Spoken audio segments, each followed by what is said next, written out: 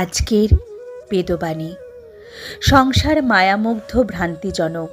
এই সংসারে প্রারব্ধ ভোগে পরিচালিত হইয়া থাকে।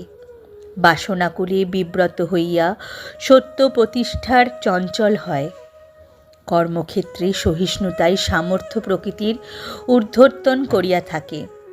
প্রলোভনীয় পথে নানা উপসর্গ জুটিয়া চিত্তকে অবলম্বন করিয়া জগতে অভাবগ্রস্ত হইয়া পড়ে। নানা পথে চালিত হইয়া নানা গুণের তরঙ্গ দ্বারা শান্তির অশান্তির সংগঠন করে। মুক্তি পাবে বলিয়া মায়া অর্থাৎ ভ্রান্তি যোগ আশ্রয় নিয়া যজ্ঞ ভুলিয়া যায়। যজ্ঞ শেষ করতে পারে না। যজ্ঞ হারাইয়া নানাবিধ কাল দণ্ডের অধীন হইয়া গতাগতিময় পুনঃ জগতে নানারূপে সুখ দুঃখে লাঞ্ছিত হইতে দেখা যায়।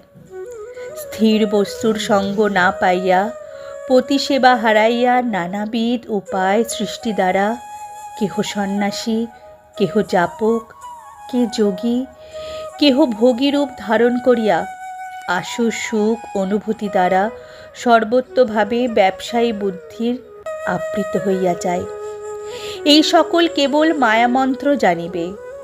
সকল উদ্দেশ্য বিধান ছাড়িয়া একমাত্র প্রতিসেবায় নিত্য নিযুক্ত থাকিতে চেষ্টা করিবে। বর্তমানে প্রতিসেবাই পরম পুরুষার্থ, ইহা বই আর কিছুই নাই। ভগবৎ ভক্তিদেবী কোনো অভাব প্রবর্তন করান না, সর্বদাই পবিত্র করিয়া দেন। জয় রাম, জয় গোবিন্দ।